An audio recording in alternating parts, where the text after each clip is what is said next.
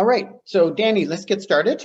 And Danielle Russell from CMW Insurance is with Hi. us this afternoon, and she and I are going to walk you through the homeowner and landlord insurance policy information. There are certainly a lot of questions. We're going to go through the basics. We're going to talk about the information in detail about what your liabilities are and what you should look at. Just a heads up and just a bit of a thanks off to Power Strata Systems this week, who are our webinar sponsor. And Power Strata Systems do online hosting of websites for strata corporations for their records and their documents and materials. It's a great resource to have for strata corporations. It's a little note about privacy. When you're typing any information or asking any questions, please delete your personal information, such as the name of your strata, your location, address. This webinar is recorded and will form part of the education series that's hosted on our website, as well as the YouTube channel. So do not put personal information. And remember, we are not providing you with legal advice. This is an educational session. Everyone's particulars on subjects relating to these matters always have different variables. And without knowing all of the details and all of the particulars, you're going to get generic answers for the most part. We will try to be as concise as possible. But when it comes to detailed information, we're going to recommend that you probably seek legal advice on certain issues as they pertain to your strata corporation. Just a little reminder, there are 32,000 strata corporations in BC. I can guarantee that no two of them are the same. There are always differences between every one of them. So Danny, I'll let you get started and launch out, and we'll go through the basics first and then start responding in. Absolutely. So to start off, we wanted to do a quick bit of a high-level overview on what the Strata Corporation insures and what its obligations are. So the Strata Corporation's insurance policy is really first and foremost guided by the requirements under the Strata Property Act. So the Strata Property Act requires that the Strata Corporation arrange insurance for physical damage to all common property, common assets, original fixtures installed by the owner developer for the full replacement value. And they do that for specified perils. And perils is insurances for causes of loss. So they essentially stipulate you must insure those assets for a certain detailed list of causes of loss, which we'll get to on the next slide. It also requires that the Strata Corporation maintain $2 million commercial general liability insurance. And that's coverage for any allegations or lawsuits that may be brought against the Strata Corporation, alleging negligence causing injury or damage to others. So really quite sparse when you think about, the more robust summaries of coverage that you tend to see. The Strata Property Act has very limited requirements. So what are those physical assets? Again, we highlighted that's the common property, common assets. That includes any furnishings, equipments, or other items owned by the Strata Corporation. So some examples of that may be if you have an entryway and lobby with some furnishings and furniture, a fitness center, other amenity rooms. The contents that within those rooms are owned by the Strata Corporation and also insured by the Strata Corporation. The buildings shown on the strata plan, as well as any fixtures built or installed by the owner developer within the individual strata lots.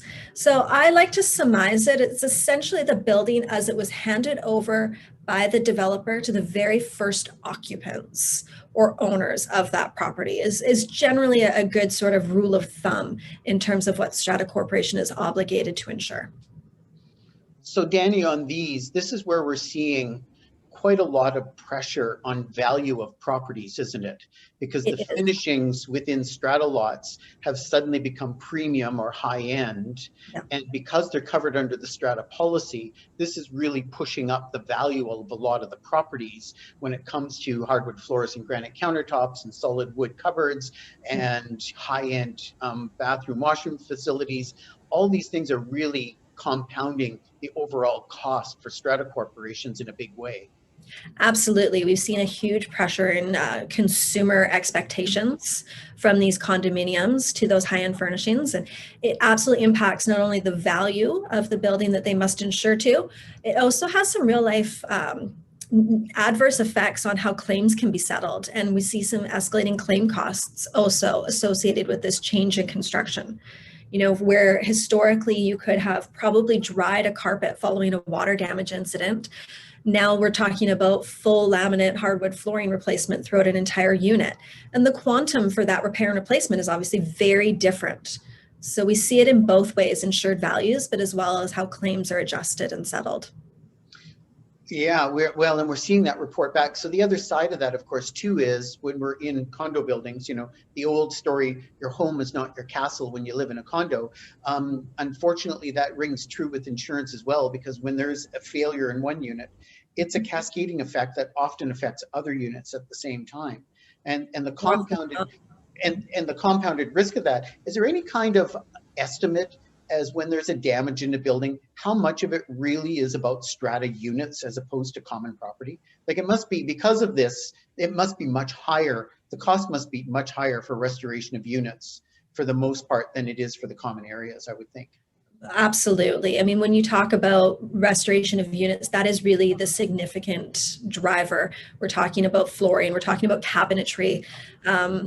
We're talking about having to remove granite counters and having to bring in new ones, which require very different labor material. So absolutely, the repair costs are very often driven by internal unit fixtures and fittings rather than true common property. Which then leads us into, I'll spring it early. We'll go into the big question early, but Yeah. And because this is where I think the big costs arise for many homeowners and for landlords on their policies, is that now that we have deductibles that are $100,000 and $250,000, it's quite possible that there won't be a claim on the strata insurance, which means each owner is going to have to file claims on their homeowner policies. And are they aware, or is their insurance, their homeowner insurance, sufficient to cover the restoration of their unit that is not covered by a claim on the strata insurance? And I think that's where homeowners are really getting caught out. Absolutely. And, you know, that's a big focus in terms of my belief. I work more often with strata corporations personally. My organization works with strata corporations and individual unit owners. And certainly I agree with these changes. It's been imperative for us to try and provide communications to owners and strata corporations about these changes and some of the insurance solutions available to owners to sort of bridge these gaps. Perils, here you go. Perils. So again, we covered perils are essentially insurances for causes of loss. So the Strata Property Act requires that the following causes of loss are insured: fire, smoke, windstorm, hail, explosion, water escape, lightning strikes, riot or civil commotion, impact by aircraft and vehicles, vandalism, and malicious acts. So you kind of have a smattering of causes of loss, but some very obvious ones will probably jump out to most of us from the Lower Mainland. Earthquake is not mandatory under the Strata Property Act. And there's also a variety of other coverages that you'll find under your standard Strata Corporation insurance policy that, whilst not mandated under the Strata Property Act, are often required by lenders and also just best practices in the field. So the policies you're receiving are much more robust and cover a much greater number of causes of loss than what you're seeing is required under this section here. We almost always characteristically see earthquake and directors and officers coverage on all of the policies, just because it's part of a general commercial policy. Exactly. So what does the Strata insurance not cover? Certainly some of the items that we'd like to highlight and, you know, that have become a greater concern are the betterments and alterations to a strata lot made by an owner. And that's just not you as the owner presently. It also can encompass any betterments that have been done by past owners before you acquired the property. So essentially, if the developer handed over the unit to the original purchaser with carpet flooring, any update to that flooring would now be your responsibility as a unit owner to insure, regardless whether you were the one that enacted that change or not. And then buildings on strata lots in a bare land strata that are not shown on the strata plans. So typically with a bare land strata, we do certainly recommend that the strata plan be used. And in most cases, the home itself would not be insured by the strata corporation, and you as a strata lot owner would be obligated to insure the home itself. So the bare land strata discussion gets complicated for people, I think, sometimes. And I think the misconception is if they're detached homes, it must be a bare land strata, which is not true because we have many detached homes on conventional type stratas, and really what they are is detached townhouses. And when Exactly. you look at the strata plan, those buildings are shown on the plan and the elevations are shown, essentially making the building exterior and original structure and assets part of the strata responsibility, like any conventional townhouse. If you live in a building that has detached homes and it's a bare land or not a bare land, this is a very prudent thing to do, is bring a copy or provide a copy of your strata plan to your insurance broker so they understand what they're insuring as well. I hate to say it, we're still catching probably 3 or 4 properties a month that are not properly insured because this is misunderstood. Absolutely. And, to echo that, as a strata corporation, we strongly urge even a bare land strata to obtain an insurance appraisal and work with your appraisal company showing the filings to ensure that your appraisal is capturing all of the assets that you are obligated to be insuring. Well, in your common property and common assets in a bare land are not just the fact that you share a common roadway, but you might have a clubhouse, you might have other amenities, but you might Underground also services. have underground services, right? Mhm. All of your sanitation and water services through your underground systems. It's not something to be neglected because at some point there is always the risk of problems. Pipe burst loss causing multiple damage to multiple units. There are liabilities associated with it. So for bare land stratas, it's prudent to look closely at your policy and get a copy of your plan into the hands of your broker so everyone understands what they're insuring. Absolutely. And we do see claims in that class, flood especially, but to Mm-hmm. your point, the pipe burst as well. We've seen a number of claims in recent years on bare lands that are associated with a flood created on one strata lot by a broken pipe or a drainage issue, which cascades and causes damage on multiple other strata lots. Yeah.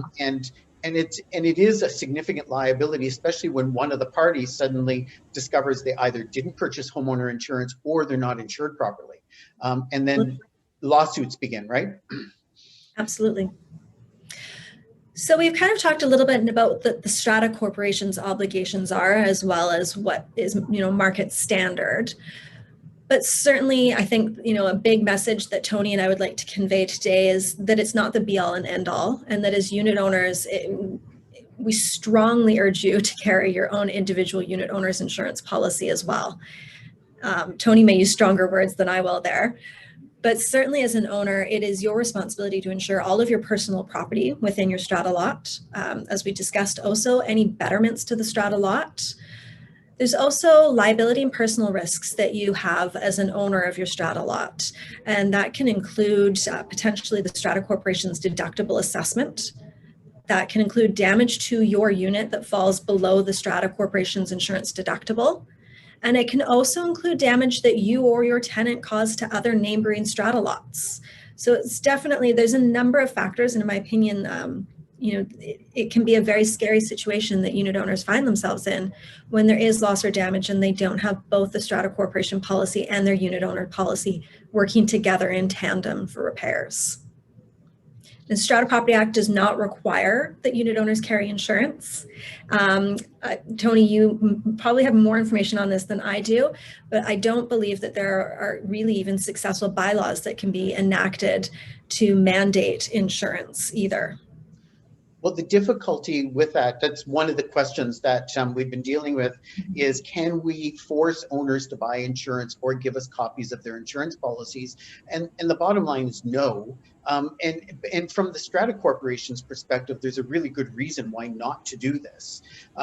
Because you can incur some vicarious liability if you're collecting policies as a condition of living in a building, but it turns out that a bunch of the policies aren't sufficient coverage, or they're not valid. So you're starting to assume some liability for collecting these policies. You're also collecting personal information that the Act doesn't permit you to collect, which is another problem. And then, of course, there's the age-old issue. You have no guarantee that somebody's renewing a policy. Who's going to manage this? Just think about this from the perspective of a strata with 540 units.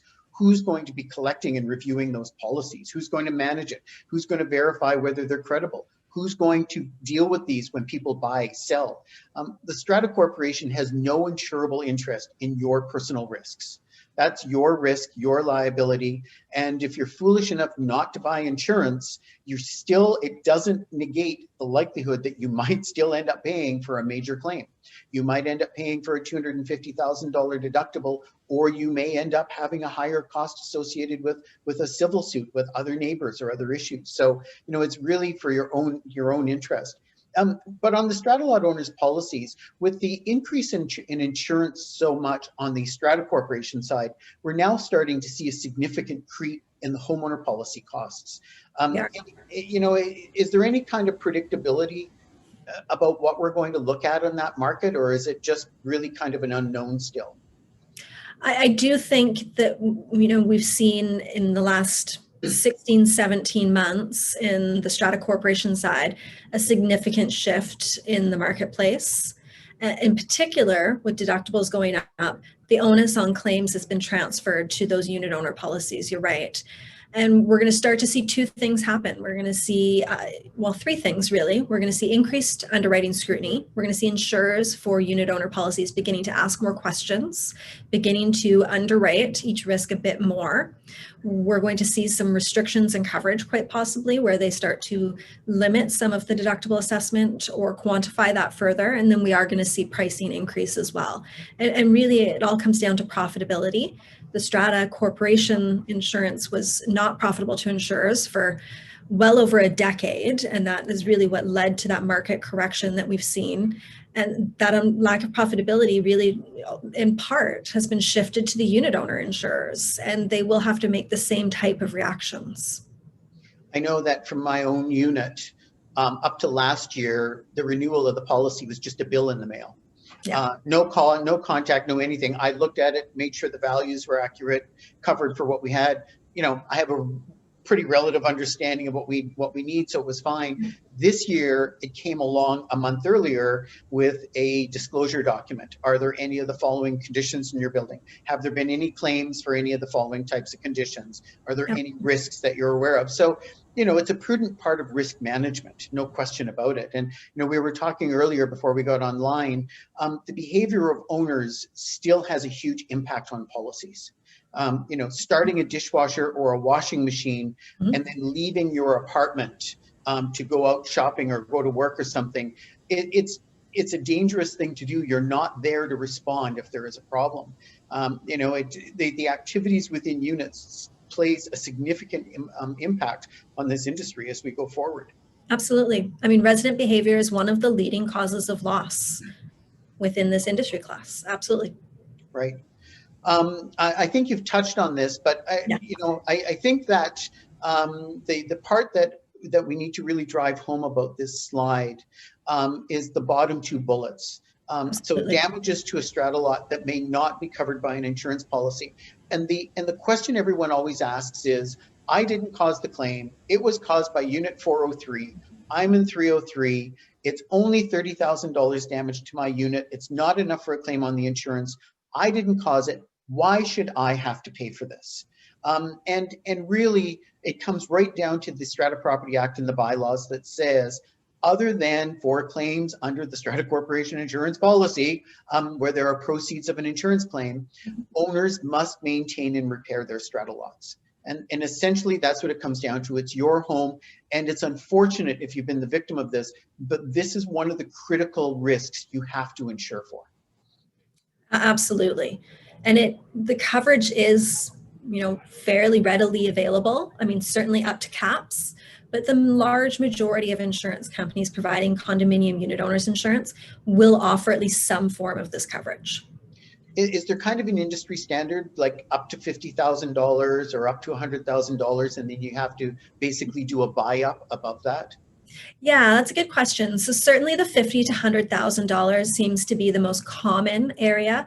Once we get over $100,000, there are a handful of markets that will still offer that on a primary level, meaning one insurance policy that can provide you limits in excess of 100,000. New to market last year was also a top-up program available to meet the demands of these increasing strata deductibles. And that tends to also sort of hit a threshold of anything above $50,000 to $100,000. Okay. So, you know, when you look around the Lower Mainland, the island, we certainly have units that probably have liabilities and values that exceed $500,000 within those units. Yep. And so, you know, and really when we're talking about a $250,000 deductible on a building, if there was damage, how are you going to cover this loss, right? That's, you know, if it's below the deductible for the building, how are you going to cover the loss? That's this is, be prepared either to write a check or hopefully you've carried insurance sufficient for the value of your unit, I would think. Exactly. The other thing, of course, is the insurance deductible issue, which we're going to slip into now, which is a big issue, I think, for every homeowner, every landlord, in the fact that as a result of an action or a function or a circumstance within your unit, you may be responsible for an insurance deductible. And being well aware of what that deductible for the different perils are, if you're responsible, water and fire are probably going to be the two key perils that as an owner you're going to be responsible for in a building. But there is a good likelihood you could be responsible for it if the activity or circumstance occurred from within your strata lot. All right. We put this slide in for Bearland strata corporations, just not to forget them, but just to remind Bearland owners that you have just as much responsibility to insure for your property, your home, and as well as for the conditions of your liability. The Act here does not require an appraisal of your home for full replacement value. Because this is your strata lot, it is not an insurable interest of the strata corporation, but you should have a very clear discussion with your broker about what the appropriate value to insure your home is for. There's a bit of confusion in the industry around this. Does an appraiser appraise the units on Bearland stratas? And they do not. That is up to each owner to negotiate with their insurer. So just to flag that for Bearland owners, that's an important thing. Landlord policy. Absolutely. So certainly a common message I hear from unit owners is, well, I don't live there. I have a tenant. The tenant carries insurance. And I wash my hands. And yes, it is imperative that in those circumstances as a landlord that you ensure your tenants carry insurance, and we will get to why that is important. But there's still a very strong need for you to carry your own unit owner's insurance policy as well. While I appreciate you may not have personal contents within that lot, you are most certainly still receiving income, likely income that you need to maintain and carry that lot. So you would want to insure for potential loss of that income. You also need to insure for the potential liabilities of your tenant. If your tenant causes damage, chances are your neighboring units are going to file a claim not only against the tenant, but they're going to pull land titles and also file a claim against yourself as owner of that strata lot.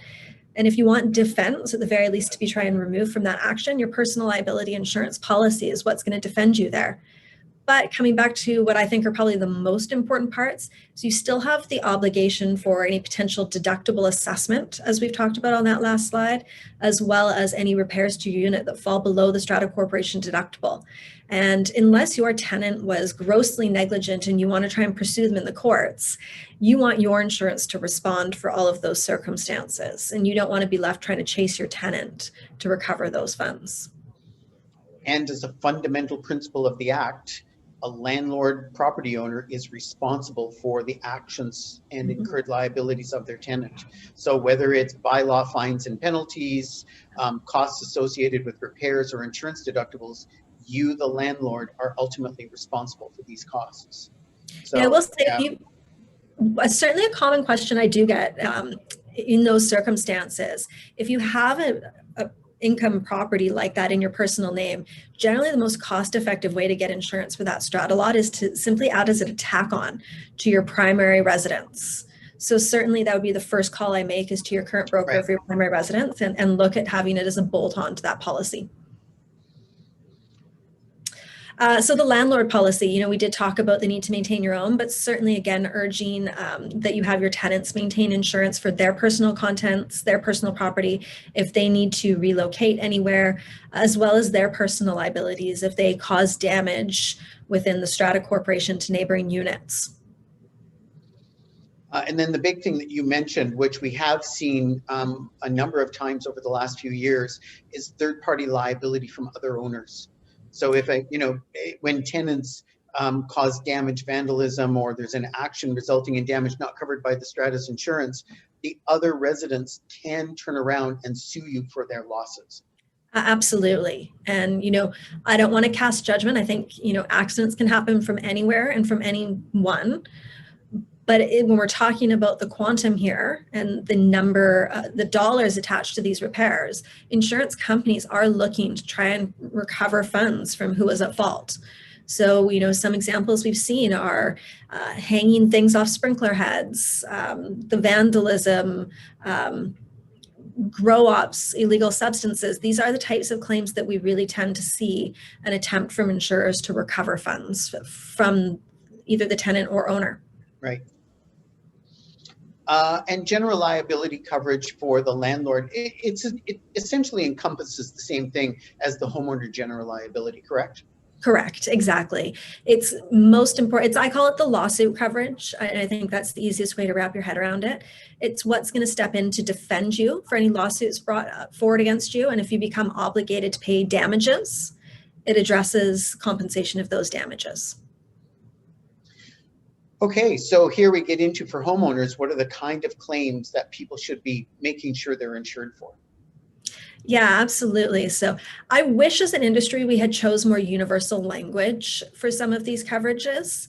The deductible assessment, the loss below deductible, they started off as a marketing tool when strata corporation deductibles were still relatively low. And it was a way for condo unit owner policies to sort of differentiate and market themselves. So they all chose frilly fancy names and put a lot of literature to them. And that was great when it was just that, a marketing tool to differentiate yourself. Now that we really see the need for these coverages, I really wish a more universal language had been found. So I tend to recommend people ask their broker less about what coverages they need, but more use a scenario.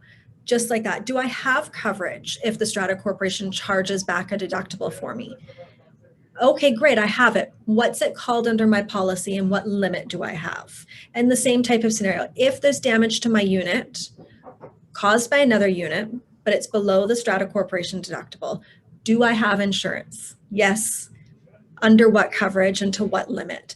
And really use those two specific examples rather than trying to use the different marketing names. So deductible assessment is probably the most common, and unit additional protection is the other more common name that you have for those two items. I was going to say, we're going to talk about deductible assessment a little bit more in depth, but there are two types of deductible assessment. Well, three really. So the first is you're responsible for a claim on the strata's policy.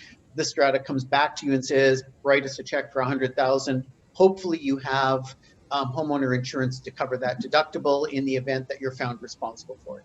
The second is if there is a claim on the strata's policy where it's just a common expense and nobody was responsible or at fault, where the strata corporation just automatically special levies all the owners their share of that deductible based on unit entitlement. Do you have coverage for that scenario? And in most cases, that type of claim is usually a few $1,000s per unit. It may not actually be in your interest to file a claim for something like that, or it may, depending on what your deductible is, right?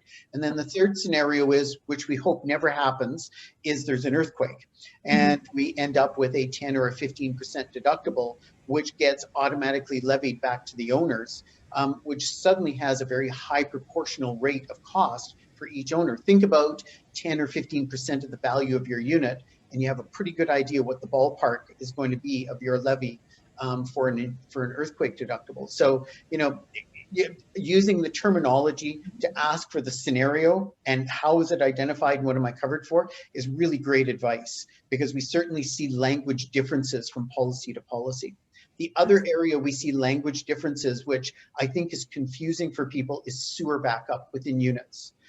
Because it might say sewer backup, but did it specify the sewer backup includes betterments? Right? And we see some variables on that. So any thoughts that you have on that would be really helpful as well. Yeah, and that's an excellent question. Up until very recently, flood and much sewer backup was actually not insured under most personal insurance policies. And it was really the Calgary floods that sort of changed that outlook. And we began to see a shift and really pressure for flood to start to be incorporated.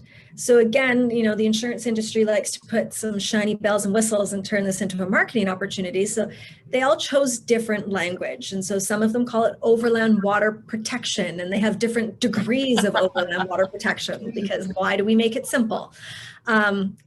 So certainly, again, recommend, do I have flood coverage? And by flood in insurance language, flood is literally just that, the natural catastrophe. It's not a burst pipe, or an appliance leak. It's literally the rising of a natural body of water. So do I have flood coverage? Do I have sewer backup? Does my sewer backup include coverage for my betterments and potential chargeback? Earthquake is often an optional coverage as well on a unit owner's policy. So do I have earthquake coverage? If you don't insure earthquake, you certainly will not receive the benefits of any potential deductible assessment for earthquake, because you have not chosen to insure for that cause of loss.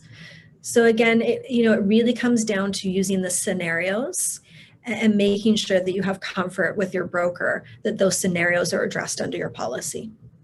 So here's a question to put you on the spot, and this may vary by policy to policy, but because of the Lower Mainland, if you look at Richmond and Delta, Ladner, and out in the Fraser Valley, we have so many bareland stratas. So we have homeowner policies, but a lot of them are very close to or adjacent to intertidal zones. If there's a tidal breach or a tsunami, how is that covered under an overland flood or a water policy? And I suspect it's going to be very different from policy to policy. You are correct. So that's another really good question to ask. Under your policy, is a tsunami triggered by a flood, or is it defined as earthquake? And that is going to vary by insurance company language. So the devil's in the details is what we're really saying here. The devil is in the details. And those deductibles are going to be dramatically different. So making sure you understand that you have coverage and to what trigger. So here we have two scenarios just to kind of summarize the deductible stuff. The first scenario is this deals with a Strata corporation with a $50,000 deductible. The toilet tank broke in my unit in 301. There's $75,000 of damages. So the amount of the deductible is above, the claim is above the deductible. So a claim is filed on the Strata's policy. The deductible starts out being a common expense. The Strata will then determine if I was responsible for the claim. And when it comes to toilet tanks, they're part of my Strata lot, which I'm responsible to maintain and repair. So chances are they're going to turn to me and say, this was your responsibility. And we're going to seek to recover this from you. And I actually have to ask myself the question, did I purchase enough insurance to cover the $50,000 deductible? These very real scenarios happen almost weekly in our industry, and this is what you need to think about when you're purchasing your insurance. Absolutely. Scenario B is the same, except for we changed the deductible. So we're in a Strata with a $100,000 deductible with $75,000 of damage, which means this is not a claim on the Strata insurance. So each of the units that's been damaged or affected, the other three Strata lots, are responsible for the damages to their own units. So did we purchase sufficient insurance to cover the risk of paying for the damages in the event that there is no claim on the Strata policy? What's covered? Are my betterments covered? Do I have other coverages in my unit for like living out expenses and other items while restoration happens? So just the value of the claim versus the value of the deductible dynamically changes who is responsible in these scenarios. Mhm. So who pays the deductible? So, we put this slide back in because we think this is often one of the biggest problems, is that there's too much delay from when a flood occurs to when people are responding. And you have to get the sequence of this correct, because the damage will just simply mount and the costs will increase, and which are going to create problems for everyone. Getting the water shut off, getting emergency restoration for drying into your walls right away. It's the most important thing to do first. Fix the problem later, figure out who's responsible later. Talk to your insurance broker right away, get an incident report. They'll get an adjuster on site. Somebody will look at it to determine if it's a claim. And then after there's a review of the deductibles and the repairs, you're then going to look at the restoration, and ultimately you're at the very bottom of the line, you're going to look at who's responsible for the loss, if anyone. It's, for some reason, the first question everybody always asks is, well, who caused this? Who's responsible? That's actually the last question.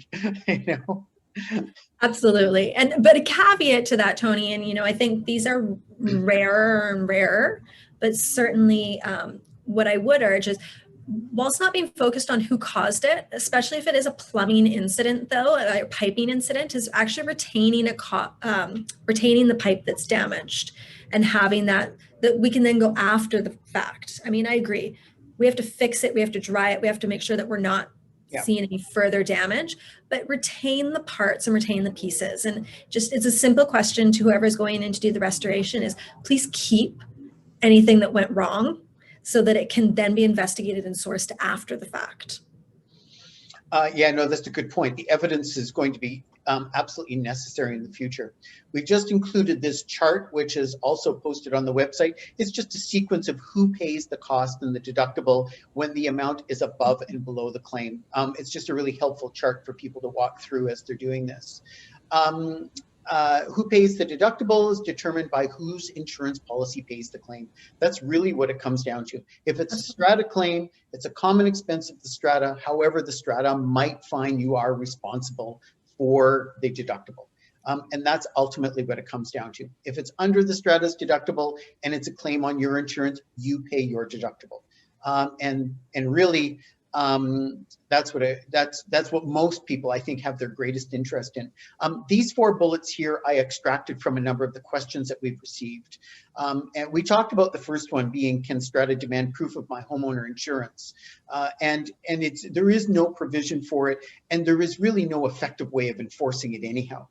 Certainly we recommend that strata corporations either provide communications or have information type bylaws that recommend insurance for homeowners and for tenants for all of their personal interests, their risks, and their liabilities. Because, overall education with the owner seems to be the greatest effect, but there's no way to guarantee a homeowner is going to pay for their insurance. That's the biggest problem. And the other misconception is that because we have everybody's policies, we have better security, or we can guarantee that people are going to pay for their bills. They're still at their own liberty when it comes to their homeowner policy to decide whether they're going to file their own claim or not. Mm-hmm. Just because I have a homeowner policy doesn't mean I'm going to activate a claim. I have no interest. The strata has no interest in my policy. They can't activate a claim. Whereas under the Act, an owner and a tenant are named insured on the strata corporation's policies, and they can file a claim on the strata's insurance if the strata corporation says, well, look, this is just only $10,000 above our deductible. We're not going to file a claim. You're on your own. An owner or tenant can still file the claim. So, just think of the reverse of this, that the strata corporation has no insurable interest. I think this is something that maybe you'd want to talk about with respects to kind of collecting and gathering information. Absolutely. So, to reiterate, we talked a lot about, what the strata insures and what the unit owner insures. So a common question that we get when it comes to claims scenarios is, well, what policy is going to respond to repair? And it really doesn't matter what the cause of loss was. It matters what was damaged is the first and foremost. But before we get into that, so that's what we talk about, what policy is going to be responding. When we get into this side of it, which is more the deductible assessment, then we get into where did it occur and who was responsible under the act. So did it originate within a strata lot? What caused it? And what do the bylaws for that particular strata corporation stipulate? Is the threshold for chargebacking of the deductible responsibility, or is it negligence? Because those are two very different thresholds. Negligence has to be proven as a careless act. And we see that less and less in bylaws, but there are certainly still some out there that do maintain that the chargeback can only be done meeting the threshold of negligence. Standard bylaws define chargeback to responsibility, which is really quite broad and really tends to be, did it originate within your strata lot? If so, you are responsible. No, you're absolutely right. And other than that common pipe that's in the wall, which is common property, most things that occur within strata lots under the current legislation are ultimately the responsibility of each strata lot owner. So, that's a bit of the challenge that we have. The other caveat and recommendation around this is a bylaw that relates to insurance is not anything any volunteer strata council or property manager should ever write. There is so much liability associated with them. This is one of those times you want to spend a few dollars to talk to a strata lawyer who has some experience with insurance to put together a bylaw that isn't going to limit your ability as a strata to deal with these issues, but helps you to manage them better with your owners. Yeah, and I think because we see a lot of bylaws that, it's one of the things that really makes me, I hate to say it, makes me a little crazy, is I see blogs with samples of bylaws that come from one strata and then they just spread like wildfire throughout the communities. And what started out as a really bad bylaw is the worst thing you could ever imagine by the time you see it down the line. It really is, it's an area not to rely on. It really is problematic for strata corporations. You talked about negligence. This is one of the problems with negligence bylaws, and the strata council and the strata community can certainly adopt that, where they don't want their owners to be responsible for the generic things that happen in strata lots. So a strata corporation can certainly adopt that, but just remember, when you do that, it means that everyone's going to be sharing in a higher frequency of claims, and everyone's sharing in the higher frequency of costs. So it does come with the cost, but it's certainly something that is permitted. Negligence is a pretty high test to prove when you're in the courts or in the tribunal. It is. And another food for thought there is I would assume that there was just more expenses involved with deductible recovery as well. If you have to meet the threshold of negligence, you're going to need to bring in more material, more evidence, likely having to involve some legal assistance. Yeah.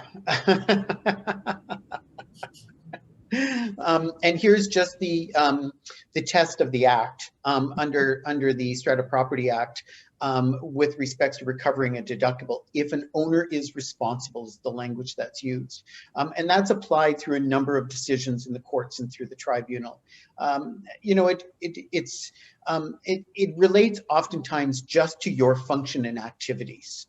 And in most cases where there is a strata corporation that is seeking to recover against an owner, the circumstance is generally pretty clear. The owner has done something or failed to do something that's resulted in this claim. And it's often things like homemade alterations or repairs that bust a pipe, or as you said, hanging something off a sprinkler head, or replacing your washer and dryer and reinstalling them incorrectly, resulting in a flood.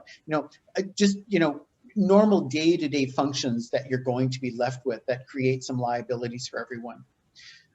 Strata earthquake deductibles. I'm going to let you handle this one. So I've given you some scenarios here, but just basics on what to expect as an owner. So I'll start off by taking a step back on the strata insurance deductible for earthquake, because I think there's a common misconception even about how that deductible is applied.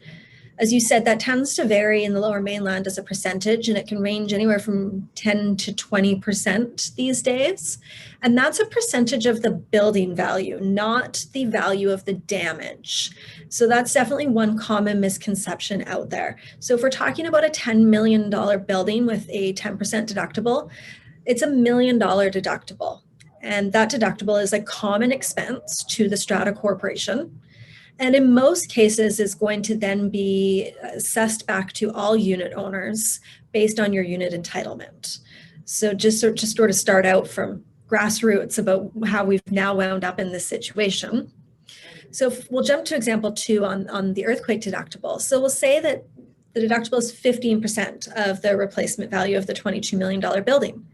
It's a $3.3 million deductible, and based on your unit entitlement, your share is $66,000. So definitely the question you want to be asking your insurance broker is, here's my summary of coverage for my Strata Corporation. Here's my building value. Here's the deductible. Your broker can very quickly extrapolate what the Strata Corporation's deductible is going to be. They're then going to ask you, what's your share?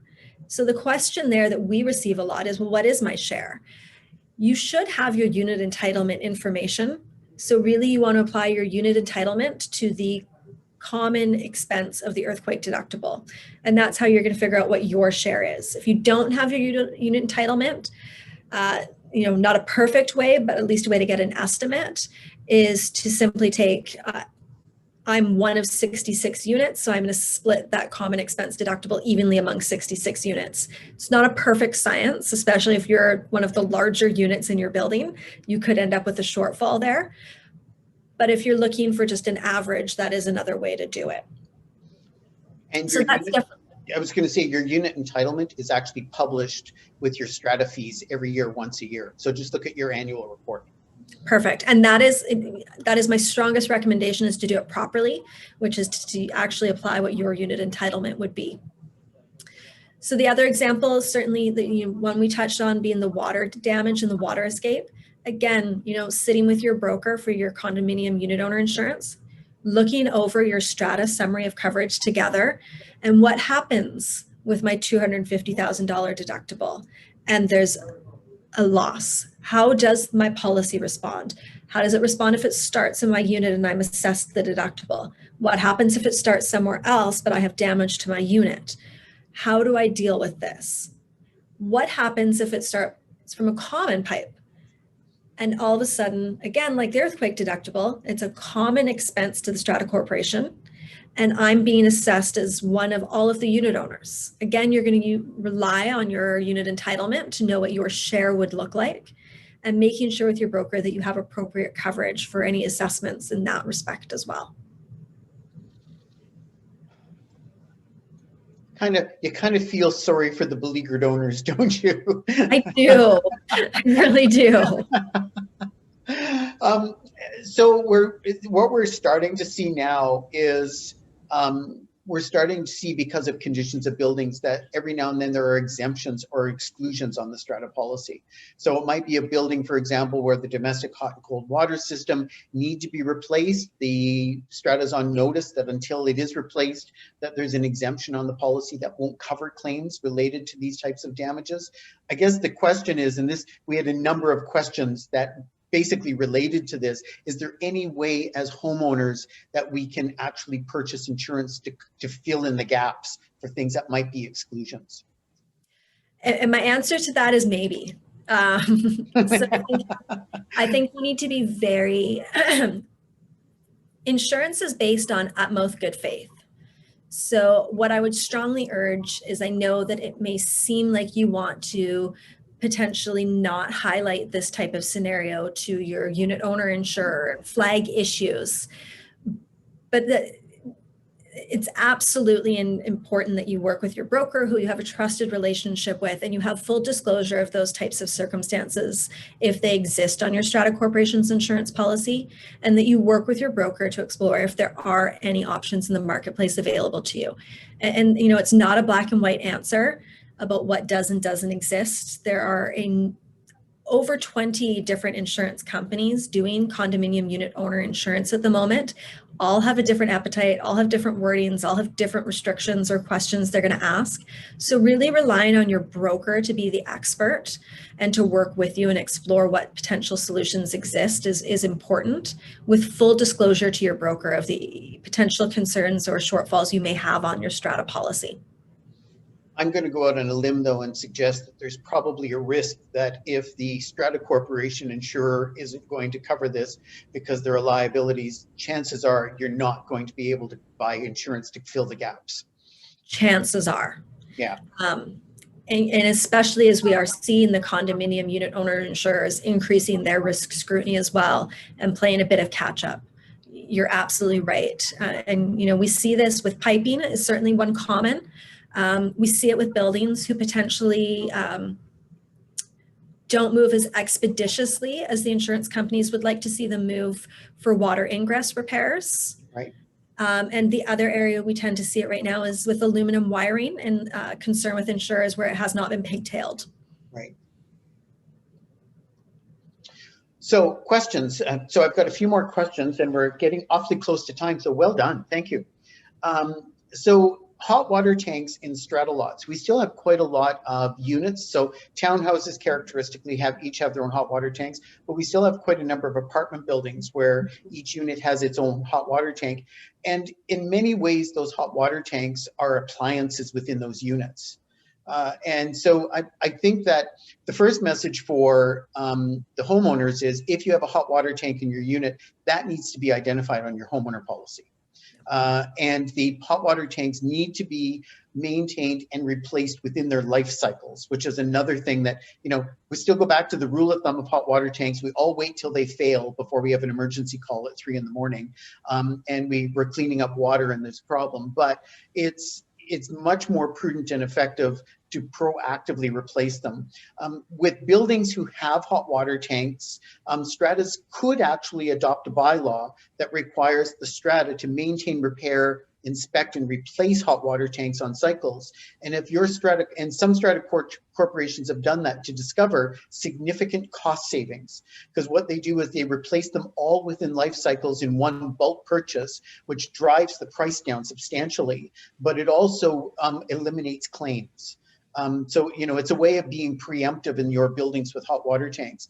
But if your hot water tank is in your strata lot and your responsibility, and it fails, and it results in a flood in the building that triggers a strata expense, there is a possibility you could be paying the deductible for the strata corporation. And so, you know, from the perspective of hot water tanks, I think that strata corporations should look really closely at what the implications are unit by unit, especially if there's a risk that a failed hot water tank can affect multiple units. The other thing about hot water tanks in units in apartment buildings is there is in some of the condo buildings, we just don't know why, but there are no floor drains underneath them. You know, like, you know, this is going to fail. You know that at some point there's going to be water. Why is there not a floor drain in this facility to be able to capture this? You know, again, it's something to be aware of why it's important to be prudent around them. Anything else you want to add on hot water tanks? Certainly also if your strata does move to repair and maintenance, or even just information gathering, trying to accumulate details on the age of the hot water tanks within the building. Certainly that's a question that we're seeing on the strata corporation side. Insurers are looking for confirmation that those are being maintained either by the strata corporation or the strata's taking inventory with owners, maybe not responsibility, but at least inventory on ages of those tanks so they have line of sight. Because to your point, yes, it is the obligation of the unit owner to repair and maintain, but as we know, if it causes damage to common property or if it breaches the strata corporation deductible, that strata policy is in play. So it can potentially limit insurers' interest in your property if you aren't able to communicate the age and maintenance for those systems. Another question that's come up, and we see this from a strata corporation side, but I'm also seeing this from a unit owner side, and it was one of the number of questions that we received. Why would anyone, this is my question now, I'm reframing it. Why would anyone purchase insurance from an unauthorized insurer in British Columbia? Because that's starting to rear its head, because we have, you know, insurers who are not authorized to sell insurance in British Columbia coming into the province and enticing people into buying insurance that, you know, this is full replacement value, it meets your legislation, but but for the consumer, whether you're the Strata Corporation or the individual, I can't imagine trying to file and enforce a claim with an unauthorized insurer. No, I don't know the full legalese, but certainly I would never urge a Strata Corporation to place insurance with a non-licensed insurer. I am aware of potentially one or two circumstances where a Strata could not obtain insurance, and this was the only option available to them. And I can potentially see the argument that then it becomes a risk worth taking, maybe. Right. But I would say that there's no savings in the world that would compel me to choose a non-licensed insurance company if I had any other option of coverage. You almost have no recourse when that happens. Exactly. There's no oversight to ensure that they're able to fund those claims payments. You're potentially bringing claims out of country to try and solve compliance wording issues. I mean, the logistics behind it are a nightmare. Right. One other question that kind of captures about 10 of them all together, and I think this is because it just seemed to have rained in BC forever. If the roof leaks and there's damage to a strata lot, who pays? Who's responsible for the damage to the strata lot? And I guess there's going to be two tests that apply here. The first is going to be, would it constitute a claim on the strata's policy? Yes. But the other one would be, was this a peril as a sudden loss incident, for example, or is this a poorly maintained roof and this is negligence on behalf of the corporation, in which case there might not be a claim involved. So, how do you manage or measure those two conditions from an insurer's perspective? So there, first and foremost, you're right. One of the first thresholds is this faulty material, faulty workmanship, wear and tear, all of which are excluded under the Strata Corporation's insurance policy. And really the intent is that the insurance is not meant as a maintenance policy. The expectation is that the Strata is maintaining its asset, the roof in particular in this case.